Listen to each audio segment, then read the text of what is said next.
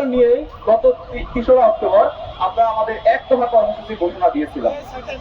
আজকে আমরা সকাল 10টা থেকে আমাদের এক দফা কর্মসূচি বাস্তবায়ন করার অভিপ্রায় রাজধানীর ঐতিহ্যবাহী 7টি কলেজের 7টি গুরুত্বপূর্ণ পয়েন্ট থেকে আলাদা আলাদা ভাবে একটি বৃহৎ পদযাত্রা আয়োজন করে শিক্ষা ভবন অভিমুখে এসে অবস্থান নেই।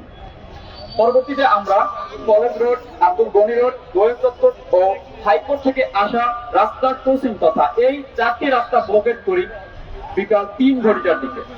বিকাল 3 ঘটিকা থেকে আমাদের এই কর্মসূচি এখন পর্যন্ত চলমান রয়েছে। এখন আমরা জনদুর্ভোগের কথা চিন্তা করে চৌরাস্তাটির ব্লকেট ছেড়ে দিচ্ছি। পাশাপাশি আমরা আমাদের লাগাতার এক দফা কর্মসূচি বাস্তবায়নের লক্ষ্যে আমরা আমাদের এক দফা কর্মসূচি আদায় না হওয়া পর্যন্ত শিক্ষা ভবনের সামনের দিকটা সারা রাত অবস্থান করব। পাশাপাশি আগামীকাল সকাল থেকে আমাদের অন্যান্য শিক্ষার্থীরা পুনরায় অংশগ্রহণ করে আমাদের কর্মসূচি বাস্তবায়ন করবে। শিক্ষার্থীরা তাদের এক দফা দাবি অর্থাৎ প্রস্তাবিত ঢাকা সেন্ট্রাল ইউনিভার্সিটি অধ্যাদেশ না নিয়ে কেউ আর বাসায় ফিরছে না। অনেকেই ভাঙাচোরা অনেকগুলো কথা বলেছেন। আমাদের শিক্ষার্থী 1.5 লক্ষ শিক্ষার্থী, বাট উপস্থিতি 5,000, 6,000, 3,000, 4,000 কেন? আমি একটি কথা তাদেরকে বলতে চাই, আপনারা জানেন প্রস্তাবিত ঢাকা সেন্ট্রাল ইউনিভার্সিটি তথা 7 কলেজে প্রায় 3টি বর্ষে এখন ফাইনাল পরীক্ষা চলমান রয়েছে, যে কারণে শিক্ষার্থীরা পরীক্ষা দিয়ে মাঝে মাঝে এখানে উপস্থিত হয়। যেমন আজকে 3টি পরীক্ষা ছিল, তারা দিয়ে বিকাল 5টার দিকে এখানে উপস্থিত হয়েছে, সারাদিনে তারা উপস্থিত হতে পারেনি। আবার আগামীকালকে সম্মান 4র্থ বর্ষের সমমানী পরীক্ষা আছে, যে কারণে শিক্ষার্থীরা আজকে তেমন উপস্থিত হতে পারেনি, কারণ তাদের পড়াটিভে থাকা খুবই দরকার।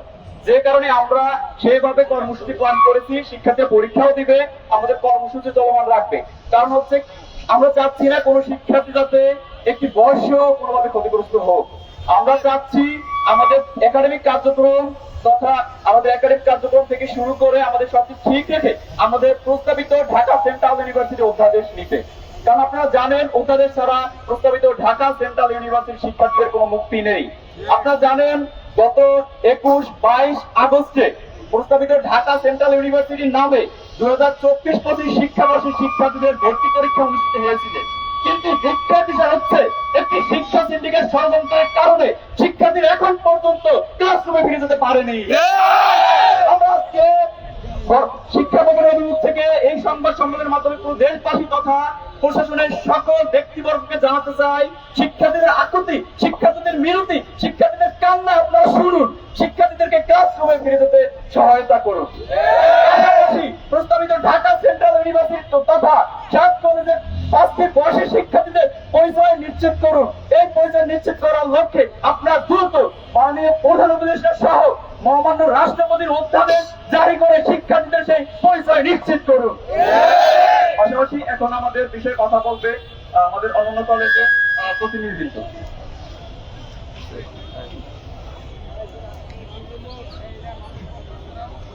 আপনারা জানেন যে বিগত প্রায় 1.5 বছর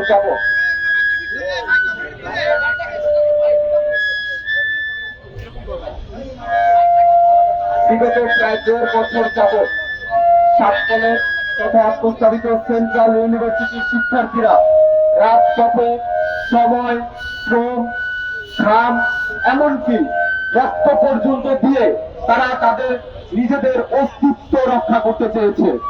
কিন্তু আমরা দেখতে পাচ্ছি কোন এক সিন্ডিকেটের কারণে, কোন এক দুষ্কৃতিকারী চক্রের কারণে 7 কলেজের প্রায় 1.5 লক্ষ শিক্ষার্থীর নিজস্ব যেই পরিচয়ের জন্য বিগত 8 বছর যাবৎ লড়াই সংগ্রাম, সেই লড়াই সংগ্রাম থমকে দাঁড়িয়েছে।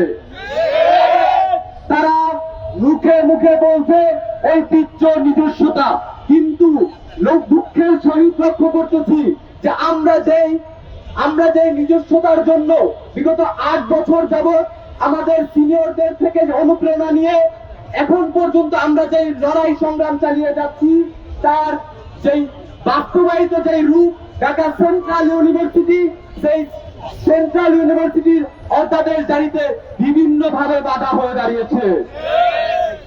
আমরা মাননীয় প্রধান উপদেষ্টার লক্ষ্য আকর্ষণ করছি যে আপনি দেখেছেন, আপনি এর আগেও 47 নিয়ে আপনার ফেসবুক পেজ থেকে বিবৃতি দিয়েছেন যে যত দ্রুত সম্ভব এই সমস্যার সমাধান করবেন, কিন্তু বিগত 1.5 বছর যাবৎ 7 কলেজের শিক্ষার্থীরা রাস্তায় পড়ে আছে, কিন্তু এখন পর্যন্ত 7 কলেজের শিক্ষার্থীদের সমস্যার সমাধান হয়নি।